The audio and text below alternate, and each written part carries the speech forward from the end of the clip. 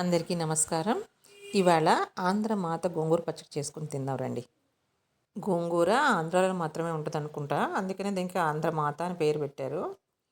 వేడి వేడి అన్నంలో కొంచెం నెయ్యి వేసుకొని గోంగూర పచ్చడి కలుపుకొని ఉల్లిపాయల ముక్కలు నంచుకొని తింటే అబ్బా, ఇంకా అసలు ఏమీ అవసరం లేదు, వేరే కూరతో పని లేదు మనకి. ఇది టేస్ట్ ఎంత బాగుంటుందో, వంటికి అంత ఆరోగ్యం ఇస్తుంది. ఆడవాళ్ళకైతే మరీ ఆరోగ్యం. ఇందులో ఐరన్ చాలా ఎక్కువగా ఉంటుంది కాబట్టి మనకి ఇన్స్టెంట్గా ఎనర్జీ ఇచ్చేస్తుంది అనమాట. బాగా నీరసం అనిపించిన, బ్లడ్ తక్కువగా ఉన్న ఈ గోంగూర పచ్చడి కొంచెం రోజు ఒక స్పూన్ తిన్నామంటే బ్లడ్ పడుతుంది. తగని నీరసం వస్తుంది కదా, ఆ నీరసం బాగా తగ్గిపోతుంది. ఇది నా పర్సనల్ ఎక్స్పీరియన్స్. ఒకసారి నాకు నీరసం బాగా వచ్చేసి అసలు అన్నం తినబుద్దే లేదు. కొంచెం కారంగా బాగుంటుందని చెప్పేసి గోంగూర తిన్నాను, అంతే. చక్కగా ఎనర్జీ వచ్చేసింది. పని అస్సలు అలసటే తెలియలేదు నాకు. ఎంత పని చేసుకున్నా అలసట అనిపించలేదు. అప్పటి నుంచి ఇంకా రెగ్యులర్గా తింటుంటాను అనమాట. ఎండుమిరపకాయలు కారాన్ని బట్టి వేసుకోవాలి. కొన్ని మిరపకాయలు బాగా కారంగా ఉంటాయి కదా, దాన్ని బట్టి చూసుకొని వేసుకోవాలి. ఇలా మిరపకాయలు బాగా వేయించేసి బౌల్లోకి తీసుకోవాలి. మనం పచ్చడి తీసుకునే బౌల్లోకి తీసుకుంటే ఒక 4-5 గిన్నెలు కడుక్కోకుండా ఒకే దాంట్లో అన్నీ చేసేసుకున్న ప్లాన్ చేసుకోవాలి. ఓల్డ్ సామాన్ చేసుకోకూడదు కదా. ఆయిల్లోనే కడిగేసి ఆరబెట్టేసుకున్న గోంగూర, ఉప్పు, కల్లుప్పు వేస్తున్నాను. 1 స్పూన్ వేస్తే తర్వాత చూసుకొని వేసుకోవచ్చు.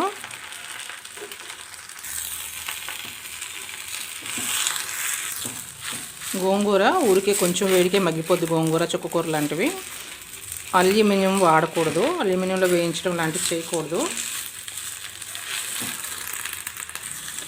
ఇనపవి అవి పీల్ చేసుకుంటుంది కదా, ఐరన్లో అస్సలు వేయకూడదు, అల్యూమినియంలో కూడా వేయకూడదు. అదంతా మనకి ఈ పచ్చడిలోకి, మన వంటల్లోకి వచ్చేస్తుంది కాబట్టి ఇలాంటి పులుసులును, ఇలాంటి గోంగూర ఇలాంటివన్నిటికీ స్టీల్ కడాయిలో వాడుకోవాలి. గోంగూర పులిపే అయినా కానీ చింతపండు వేయకుండా అసలు టేస్ట్ రాదు.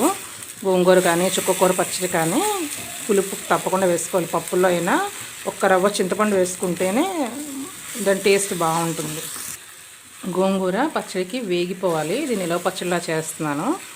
పచ్చిమిరపకాయలు కాకుండా ఎండుమిర్చి వేసుకొని బాగా వేయించుకొని చేసుకున్నామంటే ఎన్నాళ్ళైనా నిలవ ఉంటుంది. ఇది మనం వేసిన ఆయిల్ బయటకు వచ్చేయాలన్నమాట. నేను ఇది కొంచెమే కాబట్టి ఒక 4 days వస్తుందో 2 days వస్తుందో బాగా తింటే. కొంచెమే ఆయిల్ వేసాను. ఒకవేళ ఎక్కువ రోజులు నిలబెట్టుకోవాలంటే చాలా ఎక్కువ గోంగూర వేసుకుంటే కనుక నిలవ ఉంటుంది కదా, ఆయిల్ ఎక్కువ వేసుకోవాలి.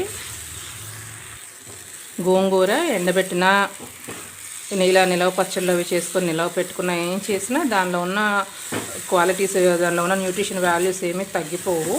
కాబట్టి లేడీస్కి గోంగూర చాలా మంచిది. ఇందులో చాలా మంచిగా ఐరన్ ఉంటుంది కదా, బాగా బ్లడ్ పడుతుంది. నీరసం అనిపించినప్పుడు ఈ గోంగూర పచ్చడి కొంచెం వేసుకొని తింటే మనకి ఇన్స్టెంట్ ఎనర్జీ వస్తుంది అనమాట. అందుకని కారం కొంచెం తక్కువ వేసుకొని ఇలా ఆకు ఏదన్నా సరే కూరగాయలు ఉన్న ఏదన్నా కారాలు కొంచెం తగ్గించుకుంటే ఇందులో న్యూట్రిషనల్ వాల్యూస్ కొంచెం తిన్నా కానీ మనకి, ఇంత పచ్చడి తిన్నా కానీ కొంచెం మనకి ఆ రోజుకి సరిపడా మనకి ఐరన్ ఎనర్జీ వచ్చేస్తుంది అనమాట. అందుకని నేను ఏదైనా కానీ పచ్చిమిరపకాయలైనా ఎండుమిరపకాయలైనా కర్రీస్లో జస్ట్ కొంచెం కారం తగలడానికి, బ్యాలెన్స్ అవ్వడానికే తప్ప ఎక్కువ వాడను మసాలాలు అవిను. ఇలా మసాలాలు, కారాలు, ఉప్పులు తగ్గించుకుంటే మనకి పొట్టకు కూడా చాలా మంచిది. గోంగూర నిలవ పెట్టుకోవడానికి పచ్చడి వాటికి అది వేగాలి, ఉడకకూడదు. మూత పెట్టి ఉడకడం అలా చేయకూడదు.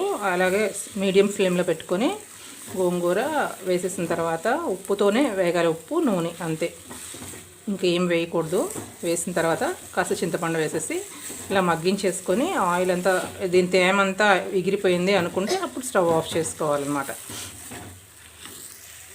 గోంగూర ఎండబెట్టేసిన, ఫ్రీజ్ చేసిన దాంట్లో ఉన్న ప్రాపర్టీస్ ఏమీ చచ్చిపోవు కాబట్టి వారానికి ఒకసారి కనీసం 1-2 సార్లు తిన్నామంటే అనీమియా అవి కూడా ఉండదు.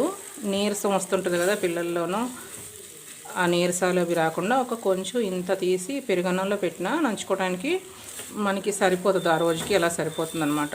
వారానికి 1-2 రోజులు ఈ పచ్చడి తింటే బ్లడ్ కూడా పెరుగుతుంది. వేగిపోయింది కదా, స్టవ్ ఆఫ్ చేసేసుకొని బాగా చల్లారిన తర్వాత అప్పుడు పచ్చడి చేసుకోవాలి. వెల్లుల్లిపాయలు వేయించి పెట్టుకున్న ఎండుమిర్చి వేసేసి ఒకసారి తిప్పేసి, రోటి పచ్చళ్ళకి శనగపప్పు మినపప్పు అవి వేయించుకొని గ్రైండ్ చేసుకుంటాం కదా, నేనైతే దీంట్లో ఏమి వేయను. ఇది వారం 10 రోజులు ఉంటుంది కాబట్టి ఆ పప్పులు అవి వేసామంటే పప్పులు నానిపోయి టేస్ట్ అంతగా నచ్చదు నాకు, నేను వేయను. అందుకని మీకు కావాలంటే వేసుకోండి. అప్పుడు గోంగూర వేసుకోవాలి. అన్నీ ఒకసారి వేస్తే నలగదు.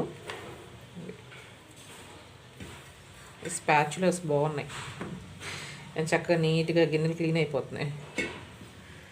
దాని తర్వాత మళ్ళీ ఒకసారి తిప్పేద్దాం.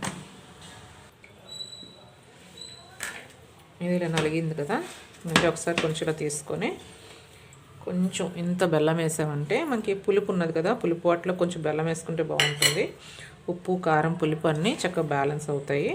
టేస్ట్ కొంచెం బాగుంటుంది, అంటే ఎన్హాన్స్ అవుతుంది అన్నమాట. మళ్ళీ ఒకసారి తిప్పేద్దాం.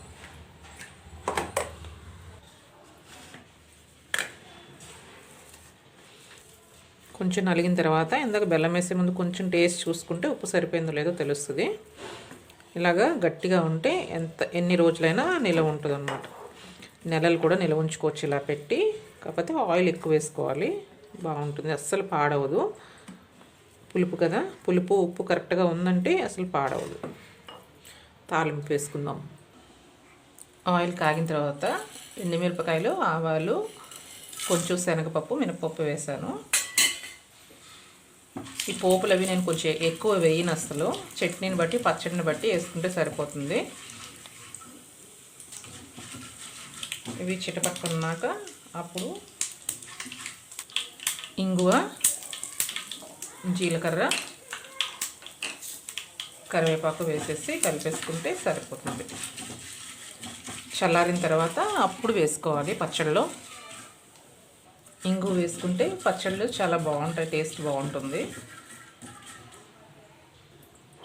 చల్లారిపోయిన తర్వాత పచ్చడి ఉంది కదా, పచ్చడి ఇందులో వేసేసి కలిపేసుకొని మళ్ళీ గ్లాస్ బౌల్స్లో పెట్టుకుంటే, గ్లాస్ బౌల్ కానీ సెరామిక్స్లో పెట్టుకుంటే మనకి పచ్చళ్ళు పాడవు.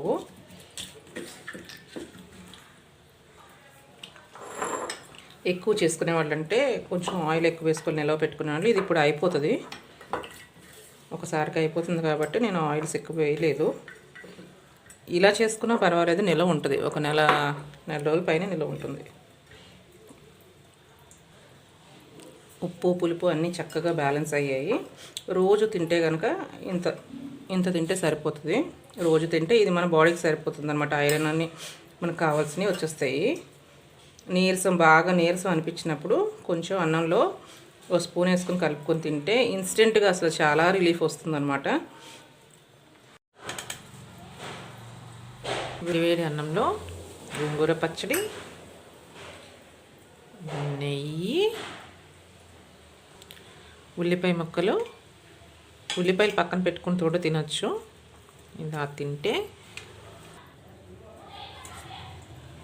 ఇలా మేగడ పెరుగు మీద మేగడ తీసేసుకొని ఇలా మిరపకాయ కూడా తింటే భలే బాగుంటుంది. వీడియో చూసిన వాళ్ళు తప్పకుండా లైక్ చేయండి, షేర్ చేయండి, సబ్స్క్రైబ్ చేసి సపోర్ట్ చేయండి. Thank you for watching.